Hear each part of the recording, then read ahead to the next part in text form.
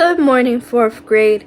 So today, before we get started on our lesson, I just want to give you an update on our radish plants. So for our science daily lessons, you know that we watch recorded videos, you answer them on Edpuzzle. Now, in order for me to have your lessons ready, I have to record the video ahead of time. So right now, I waited to record this part of our radish plants until Wednesday night to see if our radish plants had sprouted yet. However, right now, as of Wednesday, our radish plants have not sprouted yet, but we are going to give them through this weekend and then we'll check back in on Monday. I will record my lesson on Sunday evening and then edit the video so I can show you what happens Monday.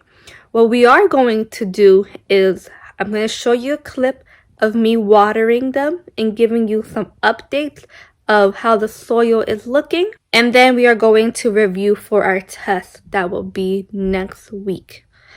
I planted the seeds on Sunday. I read on the package that radish plants take about 4 days to even begin to sprout. And since I have to record my lessons ahead of time, our radish plant hasn't had enough time. But I'm going to continue watering cups B and C, have cups A and C sit in the sun, and then I will provide you with an update on Sunday. Now let's take a look of how they are doing. Here we have cup A, which has only been receiving sun. Let's look at the soil. I touched the soil. It feels very, very dry. Let me try something. Yeah, it feels very, very dry. Alright, so now we're going to check in on cup B, where we are only adding water. We check in on the soil. See how it's very hard to get some nice lighting in here? Because I'm keeping it in a dark place.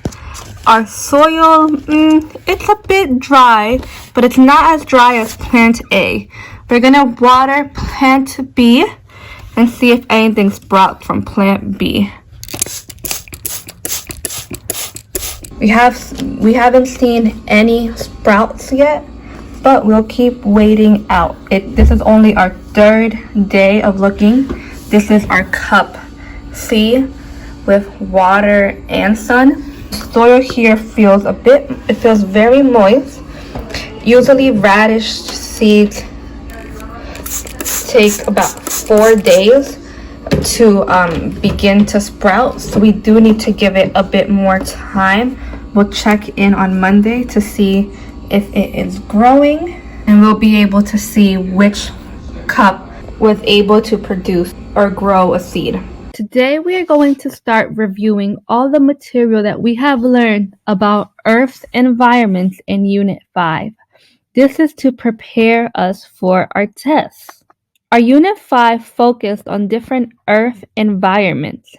The Earth environments is the air, water, and all the different organisms like plants and animals that surround an area.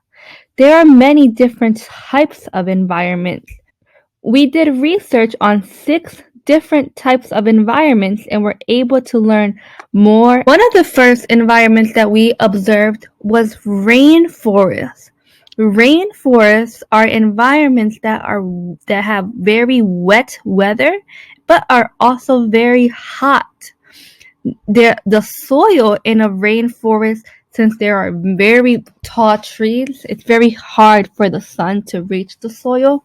So the soil is usually very weak and shallow. Plants include trees, flowers, and moss that also grow.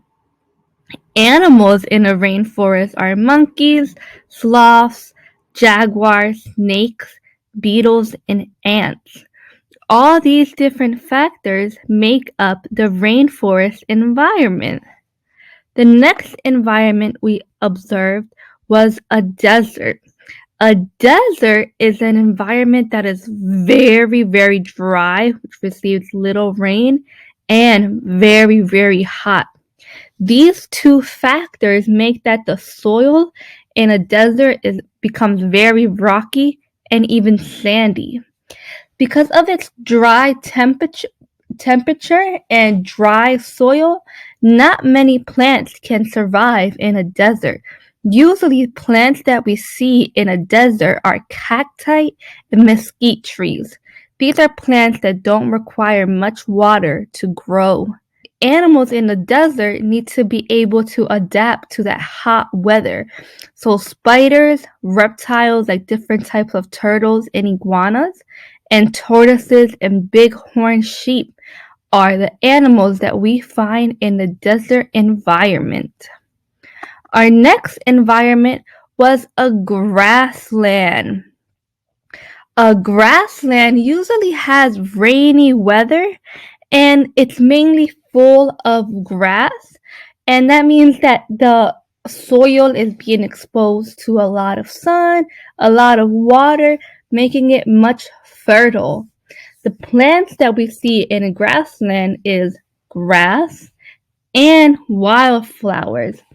A lot of different animals can inhabit in a grassland, like prairie dogs, wolves, foxes, and snakes. These are the different factors that make up a grassland. There are living factors like plants and animals, and non-living factors like the type of weather and soil. Our next environment is a taiga forest. A taiga forest is usually very cold and very dry. Because of this weather, it makes the soil available very thin. And this type of weather and this soil makes it possible for only some types of trees to grow, like a coniferous trees like pines and fir trees, usually like ones that we see around Christmas time. And then the animals that are able to survive in a taiga are usually hawks, squirrels, and moose. We have two more environments. Our fifth environment was a forest.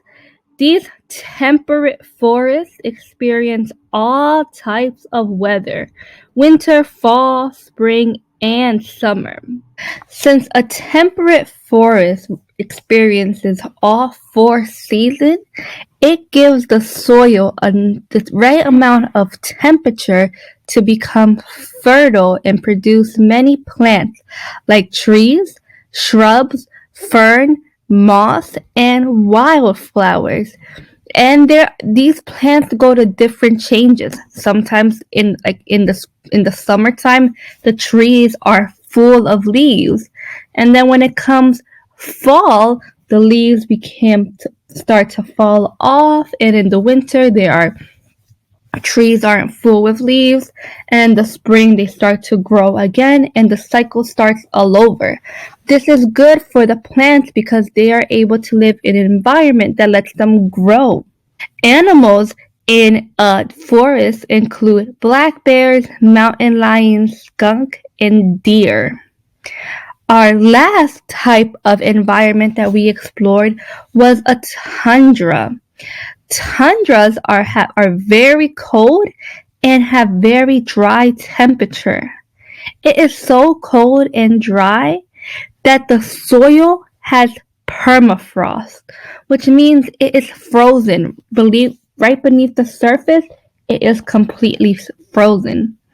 With this type of soil and temperature, only a couple of plants can grow, like grass, maybe small shrubs, or different types of herbs.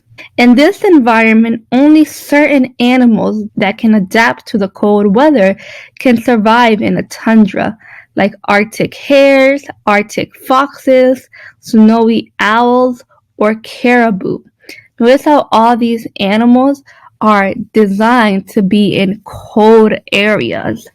We discussed the different factors that make up environments: the temperature, soil, animals, and plants. Let's take a look at what other names we have for plants and animals. Plants and animals can also be described as organisms. Organisms are known as all individual living things. All living things are known as organisms. Now you must be wondering, what are the requirements to be considered a living thing? As we were able to learn in our past couple of weeks, living things are able to move, grow, or change over time, and then reproduce. If different things are able to move by themselves, grow and change, and reproduce, they are a living thing. Living things need air, water, and food to survive. Here are some examples of living things. Animals like rabbits and zebras, plants, flowers, and even you, the students of Esperanza Academy, and all humans are living things. Now, we are all living things. There are three things that living things need. Living things need air so we can breathe, food so that our bodies can be nourished, and water so that we can stay hydrated. With these three factors, air, food, and water, living things are able to prosper and grow. Now, there are a couple things that don't need air, food, and water. They are known as non-living things. Non-living things are not alive. They don't move, they don't grow, they don't change, and they don't reproduce. They just exist in our environments. Examples of non-living things are these non-living things do not need air, water, or food. Things like toys, rocks, or a table, or water. These are all non-living things. Now that we have looked through our review, I want to remind you that you can also find this information on your study guide. If you go to classwork and scroll to test review, you will see the Unit 5 study guide for environment. Click on the study guide to review the vocabulary and information that will be on the test. I also shared a link to Quizlet flashcards where you can quiz yourself on the different vocabulary words and the different questions. Remember, our test will be next week. If you have any questions, you guys can visit me during office hours. For now, I suggest that you go open up your study guide, read over some of the terms, and then use Quizlet to quiz yourself on the material. Have a great weekend. Bye bye.